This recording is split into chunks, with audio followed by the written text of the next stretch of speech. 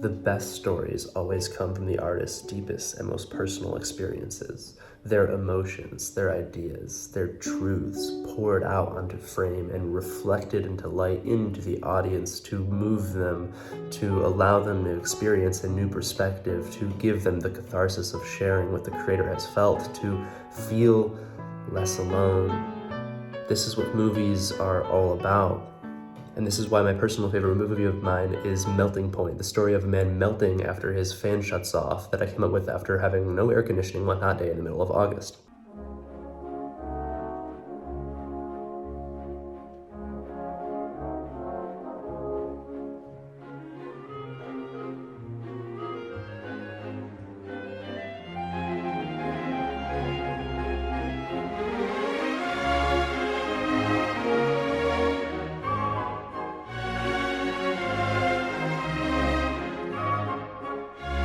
My third short film was the first I had actually come up with entirely on my own, unmotivated by a joke from my little brother or a project for school. It was the most amount of planning put into it, and every shot was with the utmost intent.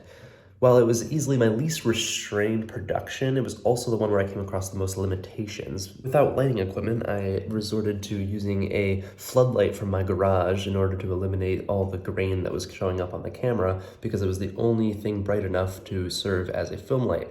But it ended up looking extremely washed out and overlit, and I just had to decide that this was going to be the look of my movie. Ultimately, I think it added to it. For the outdoor scenes, I went to a park that was so busy that I had to sit there and wait for children to get off of the swing so that I could get onto the swing. I had to beat the sunset and wait for the cloud to move away from the sun so I could get proper lighting. Although I did have a camera from school, I did not have any other equipment and had to resort to stacking books on top of each other and then putting the camera on top and then pushing the books to serve as my dolly.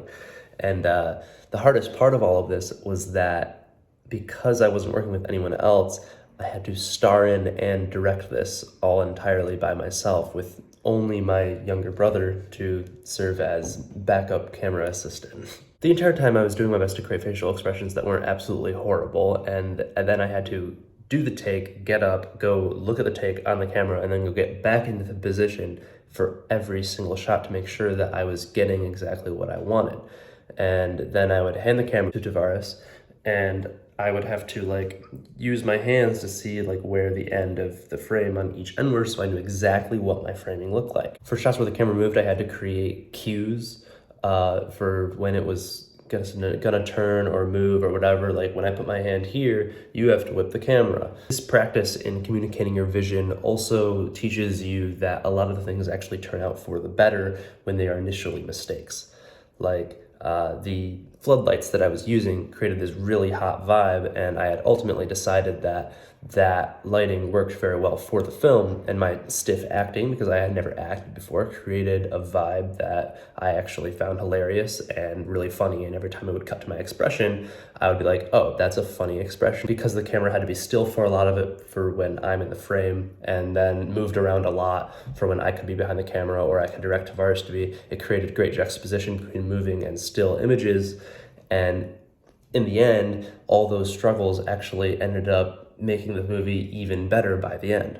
The other thing with this movie was some of the special effects that we had to do, which were extremely simple, but things I had never even thought before. There's a sweat dripping down my brow. I was like, oh, how do I sweat? I can't sweat on cue. I can't give one single drop on cue. Do I pour water on my head? Is it gonna pour all the way down my face? And it's like, no, that's actually how you work. If you pour water in your head, it just falls off the side. I don't know if you knew this. And so to do that, to get a close-up of my eyes, I had to get the frame right here and get a washcloth full of water and just squeeze it on my head so that it drips down. And I ended up really loving that shot. And yeah, it's things like that you gotta problem solve. For the mirror being fogged up, we literally closed all the doors in that bathroom and turned the shower on all the way hot so that the whole place would fog up. And then I would do the take, I would slam my hand on it, move it across, and then if I didn't get it right, we would wait and we would do it again. And it was very time consuming. You can actually see my handprint in the shot before I even put it on. For the shot of the sink dripping, I had to do one shot where you turn the knob and then another shot where it's turned on a little bit so that it just drops a little bit. And I learned that this was called the Khrushchev effect. Then there's this shot right here where I had to put the camera up against the wall to film me because it was the only possible angle that we could get, the angle that I was going for. And you know, I couldn't see the image at all when I did this, and I couldn't see where the focus was. I ended up being completely out of focus, and I think you can see my mom in the background there.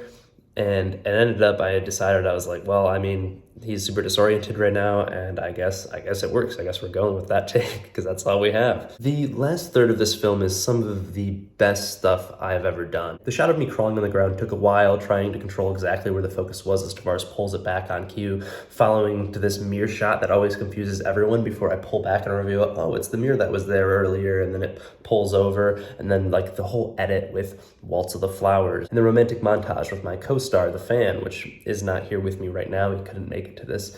It's very sad. The fan is actually dead. So yeah, that whole third act, last minute or two of my movie there is some of my favorite stuff ever. I think it's really funny and effective. And more importantly, like my favorite part about this is that the film has a very specific sense of humor. It's my sense of humor. And it was really shocking to show to friends and family and see them all react to shots that I thought were funny, but I didn't think anyone else would find funny. And it would cut to a shot and they would laugh, and I'd be like, wait, that works? That's my sense of humor. I thought only I would get that. I mean, I only thought I would find that funny, but other people really did.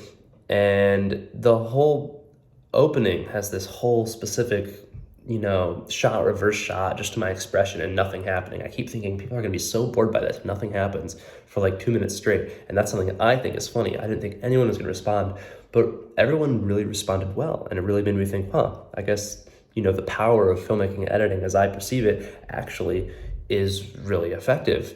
And also I'm good at it. When I showed it to my classmates at the Wilson Talent Center, they actually got so inspired by it that every single one of the film students there made their own fan film about a fan of some sort. And it was really weird seeing people be like, oh, that's great, I'm gonna do my own of like some funny thing with a fan. Like other people being inspired by your work is something that I was not used to. Some film reviewer on Letterboxd even wrote that I inspired him to make their own dumb little creative shorts because of how much silly energy and passion went into this one.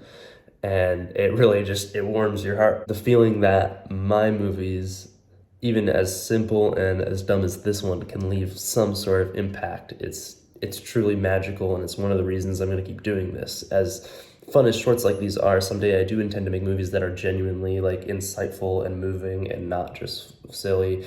And though it's a weird connection to make, if I can make someone laugh with a floodlight and a portable fan, then, you know, maybe I can accomplish that, make something real. And